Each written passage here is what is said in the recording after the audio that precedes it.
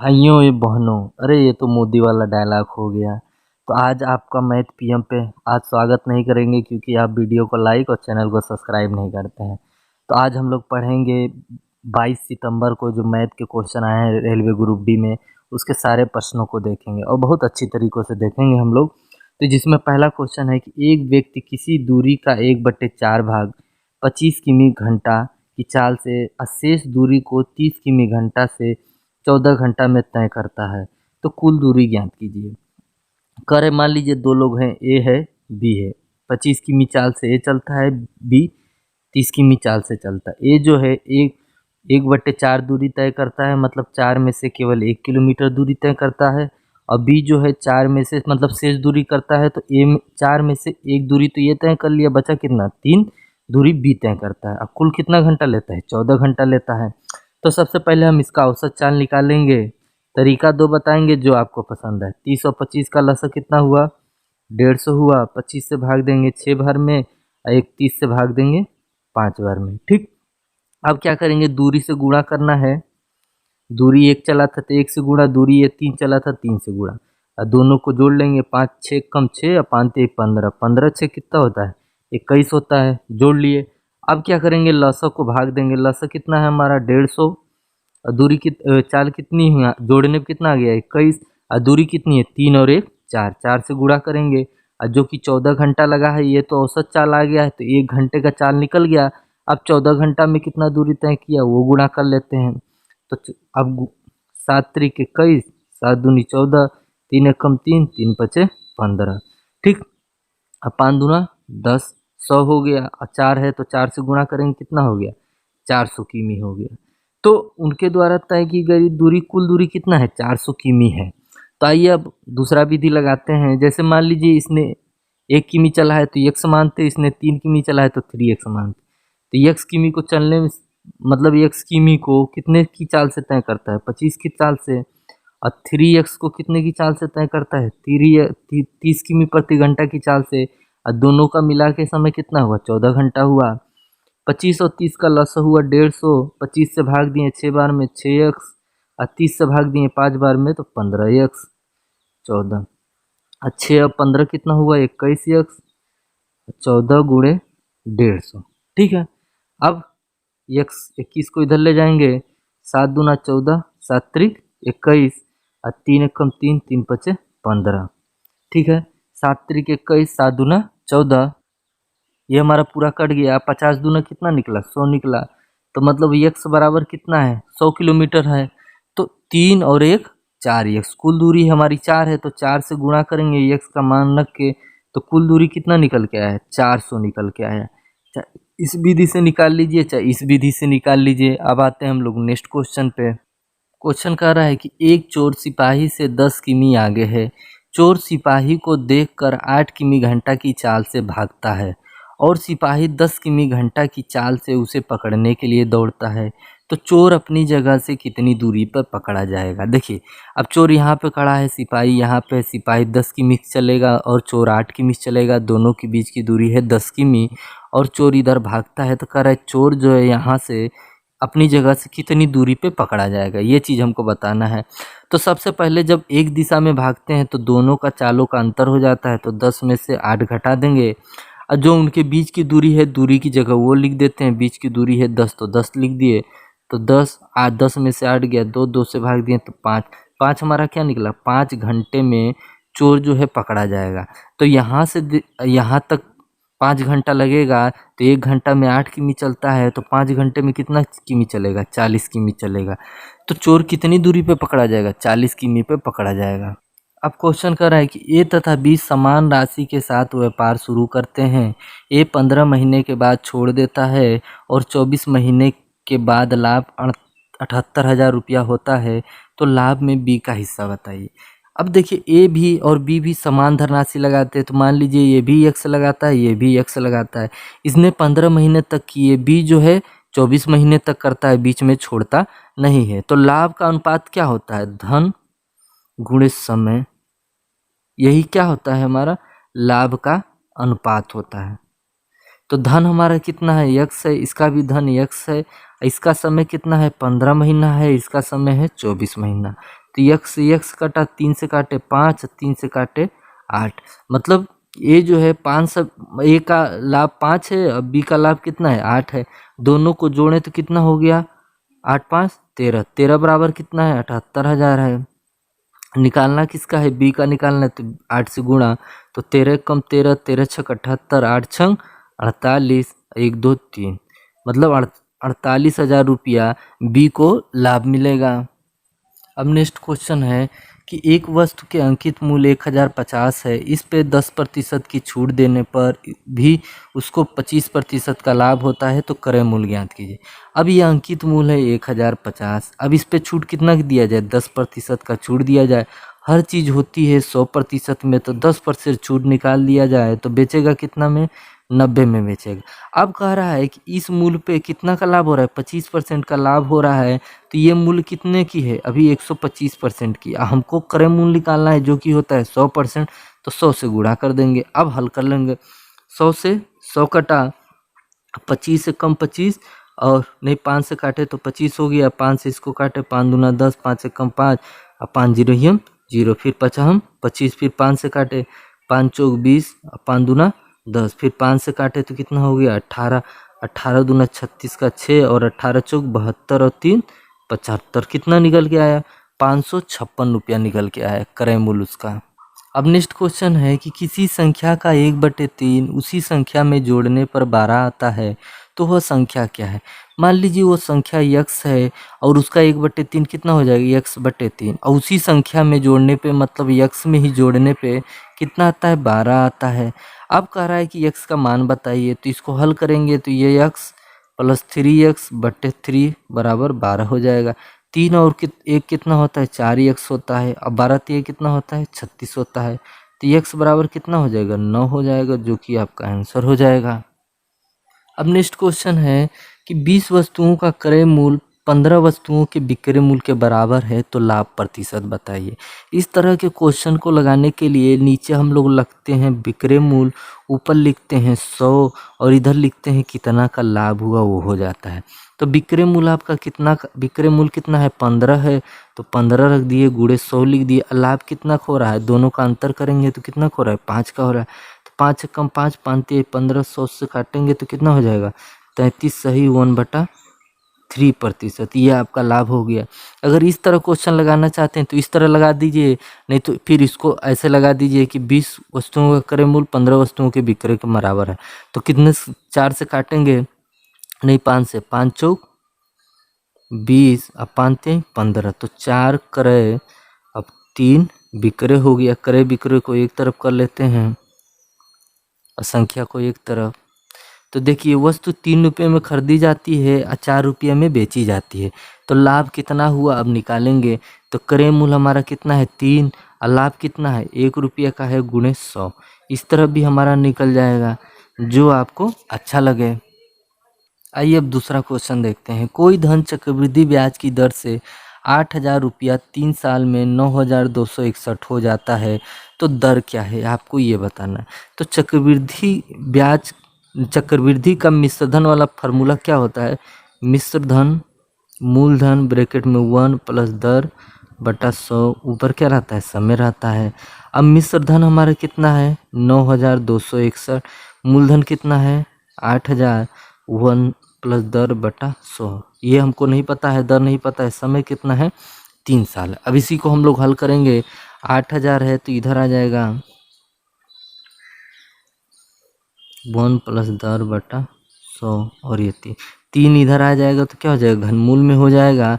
और जब 9,261 का आप घनमूल निकालेंगे तो ये 21 निकलेगा, इसका निकालेंगे तो क्या हो जाएगा 20 निकलेगा, तो 21/20 1 प्लस दर बटा 100। ठीक, अब क्या करेंगे 1 को इधर भेजिए, 21/20 माइनस 1 दर बटा 100, तो क्या हो जाएगा 20 उधर जाएगा, तो 21 में से 20 गया तो कितना बचे 1/20 दर बटा 100, 100 इधर आ जाएगा, तिरछी गुणा हो जाएगा, तो 20 से कम 20, 20 पंचे 100, तो दर क्या निकला 5% निकला। अब नेक्स्ट क्वेश्चन देखिए कि दो बेलन की त्रिज्या का अनुपात 2:3 है, दोनों की ऊंचाई बराबर है, तो आयतन का अनुपात क्या है। सबसे पहले हम लोग बेलन वाला फार्मूला लिखेंगे, pi r² h pi R square H. देखिए पाई आर कितना दिया है, पहले का 2 दिया है तो 2 का स्क्वायर, एच क्या दिया है, एच तो कोई रख सकते हैं लेकिन दोनों का बराबर रखेंगे, तो हम पहले का 1 रखते हैं तो दूसरे का भी क्या रखेंगे, आर बराबर दूसरा कितना है 3 है तो 3 का स्क्वायर, और एच कितना है 1 है तो 1 रख दिए। देखिए पाई पाई से कट गया, 2 दूना 4 और 3 त्रिक का 9, 1 से गुणा करेंगे वही आएगा, तो हमारा आयतन का अनुपात क्या निकला 4:9 निकला, जो कि आयतन हो आपका आयतन निकल गया। अब नेक्स्ट क्वेश्चन है कि दो लगातार छूट नहीं, दो क्रमागत छूट 10% या 20% है तो उनका एकल छूट बताइए, मतलब इन दोनों का एकल छूट बताइए। तो सबसे पहले हम क्या करेंगे, दोनों को जोड़ लेंगे, तो 20 और 10 कितना होता है 30 होता है, और दोनों को गुणा करके 100 से भाग दे देंगे, 10/20/100 से भाग देंगे, घटा देंगे। ये फार्मूला हमारा किस पे लग रहा है, a + b - a × b/100 पे लग रहा है, इसी पे रखना है। 1 0 से 1 0 कटा, 1 0 से 1 0 कटा, 30 और 2 1 कम 2, 30 में से 2 गया कितना बचा 28, तो 10 और 20 का एकल छूट कितना निकला 28% निकला, जो कि आपका आंसर हुआ। हम लोग अगला क्वेश्चन देखते हैं। एक घन की भुजा 5 सेमी है तो उसका संपूर्ण पृष्ठ क्षेत्रफल क्या होगा। अब जैसे घन की भुजा 5 सेमी है, संपूर्ण पृष्ठ क्षेत्रफल निकालना है, तो घन का आयतन क्या होता है, a का क्यू होता है, पृष्ठ क्षेत्रफल क्या होता है 4a² होता है, संपूर्ण पृष्ठ क्षेत्रफल क्या होता है 6a² होता है। ये हमारी क्या है भुजा है, तो जो कि हमको संपूर्ण पृष्ठ क्षेत्रफल निकालना है तो इस वाले फार्मूले पर रखना पड़ेगा 6, और a की जगह क्या दिया है 5 दिया है, 5 को हम लोग 2 बार लिखेंगे क्योंकि स्क्वायर है। ठीक 50 25 25 छक्का कितना होता है 150 होता है, तो हमारा कितना निकल गया 150 वर्ग सेमी आपका क्षेत्रफल निकल गया संपूर्ण पृष्ठ का। अब अगला क्वेश्चन है कि एक घन की भुजा 3 गुनी हो जाती है तो आयतन कितना गुना होगा। सबसे पहले मैं बात करूं अगर घन की आयतन की, तो घन का आयतन क्या होता है 1 की क्यू होता है। ठीक है, यही मतलब भुजा का आप क्यू कर देंगे तो आयतन निकल जाएगा। तो घन की भुजा अगर 1 है तो आयतन कितना मतलब गुना कितना कर दिया गया 3 गुना, मतलब अब कितना भुजा हो गया 3 हो गया। अब कह रहा है इसका आयतन बताइए, तो इस पे क्यू कर लीजिए और इस पे क्यू कर लीजिए, 1 हो गया और ये 27 हो गया। मतलब पहले आपका आयतन 1 होगा तो अब आयतन कितना निकल के आया 27 निकल के आया, जो कि आंसर हुआ आपका। अब नेक्स्ट क्वेश्चन है कि कोई धन 2000 रुपये पर 5% की दर से 2 साल का चक्रवृद्धि ब्याज ज्ञात कीजिए। धन आपका 2000 है, दर 5% है, समय 2 साल है, तो इसको हम लोग क्या करेंगे, पहले जो दर है अगर 1 साल दिया है तो 1 बार लिखेंगे, 2 साल दिया है तो 2 बार लिखेंगे, 2 बार लिख गया। अब दोनों का मैं समतुल बट्टा निकालता हूँ, जो निकलेगा उतना प्रतिशत मैं 2000 का निकाल दूंगा, वही हमारा आंसर होगा। तो समतुल बट्टा निकालने के लिए दोनों को पहले जोड़ना पड़ेगा, फिर दोनों को गुणा करके 100 से भाग देना पड़ेगा, तो 5 5 10 हुआ, फिर ये प्लस होता है सॉरी, तो 5 5 10 हुआ, 5 25 हुआ। अब 100 से भाग देंगे कितना हो जाएगा 10 + 2 पॉइंट हो जाएगा, ये हमारा हो गया। ठीक है 10.25 हो गया। अब हम इतना आपका धन का 10.25 निकाल दूंगा, वही हमारा आंसर हो जाएगा। 2 0 से 2 0 कटा और 2 से गुणा किए, 2 पंचे 10 का 0, 2 दूना 4 1 5, 2 0 हम 0 और 2 1 कम 2 हो गया। 2 अंक पे दशमलव लगा था, दशमलव लगा दिए। अब और एक मतलब अब दशमलव लगाने के लिए तो मैंने लगा दिया, लेकिन एक 0 था तो यहाँ दशमलव न लगा के यहाँ लगाऊंगा, और यहाँ पे मिस्टेक हो गया था, 2 1 कम यहाँ 2 आ जाएगा। तो जो हमारा ब्याज निकल के आया कितना निकल के आया 205 रुपया निकल के आया। अब नेक्स्ट क्वेश्चन है कि 60 और 90 का तृतीय अनुपाती क्या होगा। जैसे 60 और 90 का तृतीय अनुपाती पूछा है, तृतीय अनुपाती निकालने के लिए दूसरी वाली संख्या को 2 बार गुणा करते हैं और पहली वाली संख्या से भाग दे देते हैं 60 से। 0 से 0 कटा, 6 कम 6 3 बचा, 6 पंचे 30 और 15 9 ये कितना होता है 135 होता है। तो तृतीय अनुपात कितना निकला 135 निकला। अब नेक्स्ट क्वेश्चन देखते हैं कि सीमा रीता से 4 वर्ष छोटी है। सीमा जो है रीता से 4 वर्ष छोटी है, अगर रीता यक्स होगी तो ये 4 वर्ष उससे छोटी है।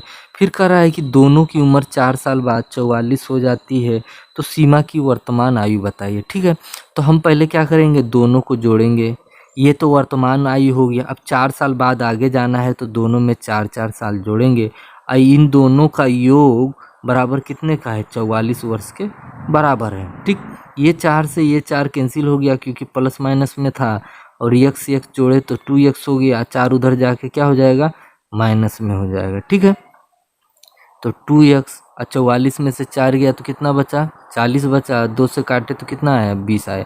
तो x बराबर कितना निकला, 20 निकला। सीमा की आयु पूछा है तो सीमा की आयु हम निकालेंगे, x की जगह 20 रखेंगे तो 20 में से 4 गया कितना निकला, 16 निकला, जो कि आपका आंसर हुआ। अब नेक्स्ट क्वेश्चन देखते हैं, माध्य 12 माध्यिका 16 हो तो बहुलक क्या होगा। माध्य 12 दिया है, माध्यिका 16 दिया है, बहुलक आपको बताना है। तो बहुलक बराबर होता है 3 गुणे माध्यिका -2 माध्य, ये तो होता है। तो 3 माध्यिका कितना दिया है, 16 दिया है, 2 माध्य कितना दिया है, 12 दिया है। 16 3 कितना होता है, 48, 12 दूना कितना होता है, 24। 48 में से 24 गया कितना बचा, 24 बचा। तो 24 हमारा क्या हो गया, बहुलक हो गया। अब नेक्स्ट क्वेश्चन है कि एक चतुर्भुज में भुजाओं के मध्य बिंदुओं को मिलाने से बना चतुर्भुज कैसा बनता है। जैसे अगर मैं कोई चतुर्भुज बनाता हूँ, ये देखिए, फिर इन्होंने कहा है कि इस चतुर्भुज के मध्य बिंदुओं को मिलाने पर इस तरह देखिए, ये अब ये अंदर का जो चतुर्भुज है ये आपका कैसा बनता है। तो आप ये देखेंगे कि ये भी बराबर है, ये भी सामने सामने वाला बराबर लग रहा है, ये भी सामने सामने वाला बराबर लग रहा है, लेकिन ये भुजाएं तिरछी है। तो जब दो आमने सामने की भुजा बराबर हो और भुजाएं तिरछी हो तो उसे हम लोग समांतर चतुर्भुज कहते हैं। क्या कहते हैं, समांतर चतुर्भुज कहते हैं। अब किसी भी तरह का बना लीजिए एंगल, वो हमेशा समांतर चतुर्भुज बनेगा ही।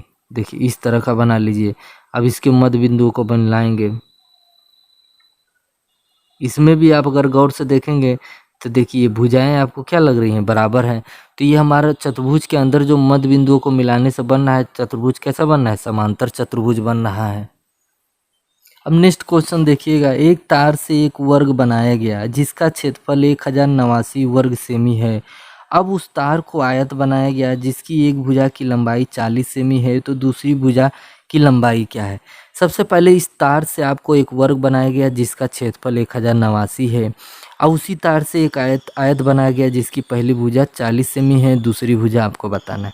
तो मैं बता दूं कि अगर किसी आयत या किसी रस्सी से कोई क्षेत्र मतलब वर्ग या आयत बनाया जाए तो दोनों का परिमाप क्या होता है, बराबर होता है।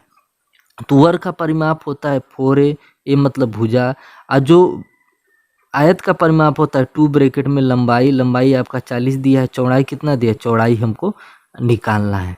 तो पहले अगर ए भुजा निकालने के लिए सबसे पहले हम क्षेत्रफल का फार्मूला रखेंगे। तो क्षेत्रफल का फार्मूला क्या होता है, ए स्क्वायर बराबर दिया है 1089, स्क्वायर उधर जाएगा तो ये स्क्वायर इधर जाएगा तो आपको वर्गमूल निकालना पड़ेगा। तो वर्गमूल इसका निकालेंगे तो कितना का है, वर्गमूल 33 का है, मतलब 33 का वर्ग है ये। अब ए बराबर निकल गया तो हम यहाँ रख देंगे इसमें मान 4 गुणे 33, 2 ब्रैकेट में 40 प्लस सी, 2 से काटेंगे 2 कटेगा, 33 दूना कितना निकलता है 66 बराबर 40 और सी, 40 उधर जाएगा तो 66 में से 40 घटेगा तभी तो सी आएगा। अब घटाते हैं, 6 का 6 में 4 गया 2, तो चौड़ाई उसकी क्या निकल गई, आयत की 26 सेंटीमीटर निकल गई, जो कि आपका आंसर हुआ। अब नेक्स्ट क्वेश्चन दिया है कि 5.7 पे बार दिया है, इसको कर साधारण में भिन्न में बदलिए। तो सबसे पहले हम 5 लिखेंगे, जहाँ पॉइंट है वहाँ प्लस लगा देंगे, और 7 लिखेंगे, अगर 1 अंक पे बार है तो 1 9 नीचे बढ़ा देंगे, यही हमारा साधारण भिन्न में बदल गया। तो 9 5 45, 7 कितना होता है, 52/9 होता है। इसको चाहे इस तरह भी लिख सकते हैं 5 7/9, जो आपको ऑप्शन में दिया हो वही आपका आंसर हो जाएगा। अब नेक्स्ट क्वेश्चन है, एक आयत का विकर्ण 26 सेमी तथा उसका परिमाप 68 सेमी है, तो उसका क्षेत्रफल ज्ञात कीजिए। सबसे पहले मैं एक आयत बना दे रहा हूँ यहाँ पे, ये मान लीजिए इसकी भुजा ए और दूसरी भुजा क्या है, बी है। अब इसका विकर्ण हमको निकालना है, तो क्या करते हैं, विकर्ण निकालने के लिए विकर्ण को हम यल मानते हैं, तो यल का स्क्वायर ए का स्क्वायर प्लस बी का स्क्वायर करते हैं, इतना करते हैं।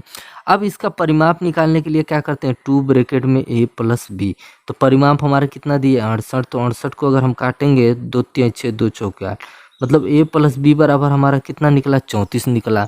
और जो क्षेत्रफल है, क्षेत्रफल मतलब ए गुणे बी निकालना है, मतलब लंबाई और चौड़ाई का गुणा कर लेना है, वही उसी का हमको मान बताना है। तो ठीक है, तो सबसे पहले हम लोग क्या करेंगे, 34 का होल स्क्वायर करेंगे, 34 का होल स्क्वायर करेंगे तो ए और बी का होल स्क्वायर हो जाएगा, तो a square plus b square plus 2ab आएगा। ठीक है, तो a square plus b square की जगह हम मान क्या रखेंगे, a square plus b square का मान क्या दिया है, 26 का होल स्क्वायर दिया है, 26 का होल स्क्वायर कर दिए, 2ab कर दिए। 34 का होल स्क्वायर करेंगे तो कितना निकल के आएगा, 1156 निकल के आएगा। 26 का होल मतलब 34 का किए और 26 का होल स्क्वायर करेंगे तो 676 निकल के आएगा। 2ab और 676 उधर जाएगा तो 1156 में से 676 घट जाएगा। 6 में 6 गया 0, 15 में 7 गया 8, 10 में से 6 गया 4। 2ab बराबर कितना बचा हमारा, 480 बचा। 2 से काटे तो 240 आ गया। मतलब ab का मान कितना निकला, 240, और ab का मान ही पूछा था तो आंसर हमारा कितना निकला, 240 निकला। अब नेक्स्ट क्वेश्चन है कि 1248 और 1256 का मशक याद करिए। तो सबसे पहले मशक याद करने का सबसे बढ़िया तरीका है दोनों का अंतर कर दीजिए। तो 1256 में से अगर 1248 घटाएंगे तो कितना हो जाएगा, 8 बचेगा। क्या इस 8 संख्या से ये दोनों कट रहा है, अगर कट जाएगा तो हमारा 8 ही मशक होगा। तो अगर 8 से देखा जाए तो 8 त्रिक 24, 8 एकम 8, 8 त्रिक 24, 8 दूनी 16, मतलब दोनों संख्याएं कट रही है तो मशक हमारा क्या निकल के आया, 8 निकल के आया। अगर 8 से ये दोनों संख्याएं नहीं कटती तो 8 को भी हम तोड़ते तो उससे काटते हैं, तो उससे अगर कटता तो वो हमारा मशक होता। तो फिलहाल हमारा आंसर क्या हुआ, 8 आया। देखिए मूलधन है आपका 13,000 रुपया है, दर आपका 5% है, समय 4 साल है। तो दिया है कि साधारण ब्याज याद कीजिए। तो साधारण ब्याज याद करने के लिए पहले हम लोग क्या रखते हैं, मूलधन, फिर दर, फिर समय, किससे गुणा कर देते, भाग दे देते हैं, 100 से भाग दे देते हैं। तो 2 जीरो से ये 2 जीरो कटा, 5 चौक कितना हुआ 20, और 13 दूना कितना हुआ 26 हुआ। 1 जीरो इसमें का, 1 जीरो इसमें का, और डबल जीरो बढ़ गया। तो हमारा ब्याज कितना निकल के आया, 2600 रुपया निकल के आया। अब नेक्स्ट क्वेश्चन है कि 110, 880 और 1210 का लसा ज्ञात कीजिए। अब इसका आपको क्या बताना है, लसा बताना है। तो हम सबसे पहले लसा निकालेंगे। देखिए 10 तीनों में मिल रहा है तो आप 10 से डायरेक्ट काट सकते हैं, अगर तीनों में मिलता है तो 11, 88, 121 एक। अब देखिए 11 तीनों में मिल रहा है तो 11 से आप डायरेक्ट काट सकते हैं। 11 कम 11, 11 अट्ठे 88, 11 ग्रहीम 188। बात समझ में आ रहा है। अब देखिए 11 से फिर काट सकते हैं। देखिए कोई भी अभाज्य संख्या है, कोई भी अभाज्य संख्या है उससे आप डायरेक्ट काट सकते हैं। 8, 11 से कट गया, फिर हम किससे काटेंगे, 8 से काटेंगे। अब 11 ग्रहीम कितना हुआ, 121 हो गया। 8 से गुणा करेंगे तो 8 एकम 8, 8 दूनी 16, 6, 8 एकम 8, 8 दूनी 16, 6, 8 एकम 8 एक 9, और एक जीरो था तो जीरो बढ़ा दिए। तो लसा कितना निकल के आया हमारा, 9680 निकल के आया। अब नेक्स्ट क्वेश्चन है कि यदि a प्लस बी बराबर -7 हो तथा a गुणे b बराबर -12 हो तो दीर्घात समीकरण ज्ञात कीजिए। मतलब दीर्घात समीकरण इसको बनाना है। तो दीर्घात समीकरण बनाने के लिए कौन सा फार्मूला लगता है, एक्स स्क्वायर माइनस ब्रैकेट में a प्लस बी एक्स और ए बी बराबर 0। ठीक, एक्स स्क्वायर माइनस ए प्लस बी बराबर क्या दिया है, -7 दिया है, -7 रख दिए, और ए बी बराबर क्या दिया है, -12 दिया है तो -12 रख दिए।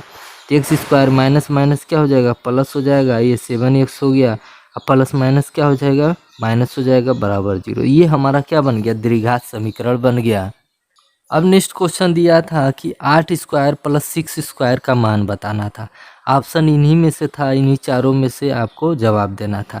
तो 8 का स्क्वायर करेंगे 64 हो गया, 6 का 36 हो गया, और 64 और 36 कितना होता है, 100 होता है। तो 100 को हम क्या लिख सकते हैं, 10 पे 2 घात लगा सकते हैं कि नहीं लगा सकते हैं, क्योंकि 10 का स्क्वायर करेंगे तभी आपका 100 हो जाएगा। तो आंसर हमारा क्या निकला, 10 का स्क्वायर निकला, जो कि आपका आंसर हुआ। तो यहाँ तक वीडियो में बने रहने के लिए बहुत बहुत धन्यवाद।